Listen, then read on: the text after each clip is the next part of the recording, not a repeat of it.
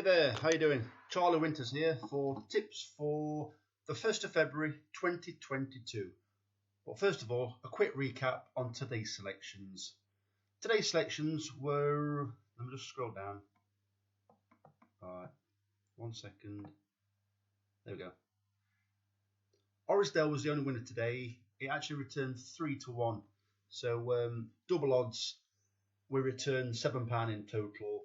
So it was a loss of £8 on the day. We had a good day Saturday, but for the entire month, we've actually shown a loss. We started on the 18th of January with a pot of £300, and by the end of the month, today, the 31st of January, we are at £217, which is a loss of £83, unfortunately. So onwards and upwards. So let's go on to the selections for the 1st of February. Right, 1 second, just bear with me.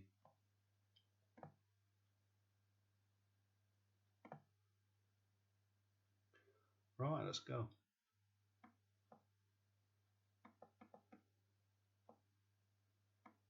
I've carried over the pot, the £217. It seems a waste of time starting with 300 again. Let's carry on with the 217. So, right.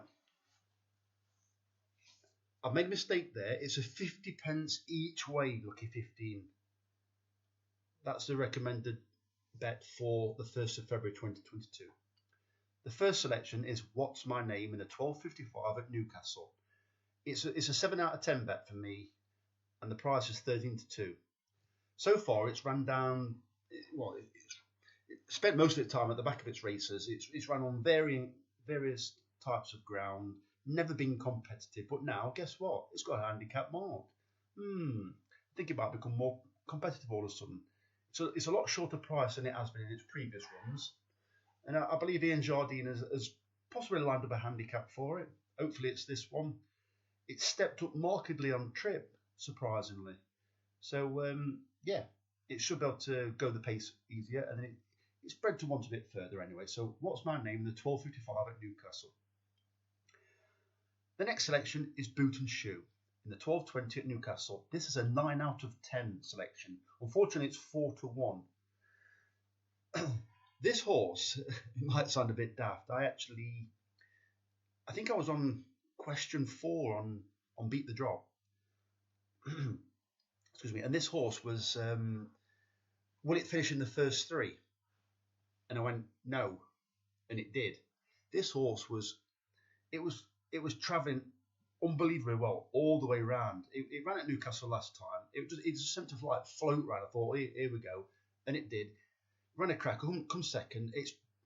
It finished behind the favourite, but it's got a huge turnaround. It's receiving. I think it's a stone and £5. It's like huge, and it looked like it was full of running. It just couldn't quite quicken at the end. It didn't seem to slow down. It's just the winner seemed to quicken by it, but with the winner carrying that much more weight, I'm thinking, hold on a minute. And I think even if it comes placed, it's a slight loss on the bet if it comes placed. But this has got to be close to winning this time. Rebecca Menzies has turned this out. It ran 2 weeks ago, and yeah, obviously it's reappearing against the horse that beat it last time. Maybe the confident. Oh, you can say that about both parties, can't you? Rebecca Menzies she's thinking we can beat the favourite, but the favourite's also thinking, their stable's thinking, hold on, we can beat this horse again and claim another prize. So I like this horse, this Boot and Shoe. The third horse is Creek Harbour in the 4.50 at Wolverhampton. This is also high up in my ratings of an 8.5 out of 10 bet. Price 4-1 again. I've looked at this race, and there's absolutely no pace in it pretty much whatsoever, apart from Creek Harbour. Well, it tracked leaders last time, and I always remember reading about the words track leader. It was defined where the horse could run up comfortably with the pace, but always have the ability to go by the leader. And so it had plenty of pace, and also that was in a better race. That was in a Class 5 handicap. This is a Class 6 tomorrow. And it's a terrible race. They might be closing on this horse, hand over fist towards the end. But I think it's got enough, or plenty enough, to hold on.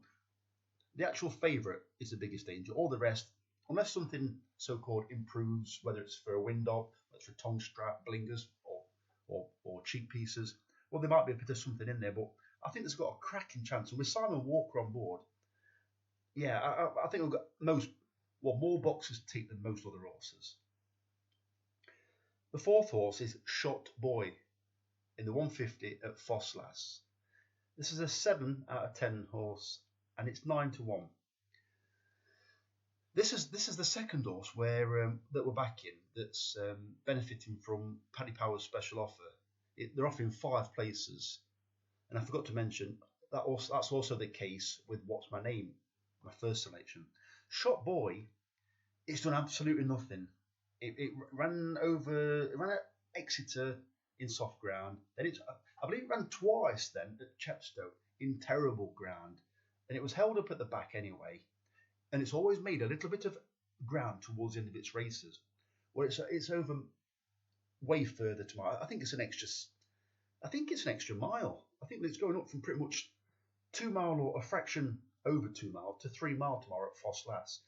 Better ground, and I just think it's another one of these typical David Piper improvers. I'm expecting it to be sat towards the back again, or not sat towards the back, but to race towards the back. It'll pick them off one by one and hopefully get that win position. But with 5 places on offer, I think it's a cracking price at 9-1. So there we have it. 50 pence each way, lucky 15 tips. What's My Name, Boot and Shoe, Creek Harbour, and Shot Boy. The best of luck for tomorrow. Fingers crossed. Come on, we can do it. Signing out, Charlie Winters.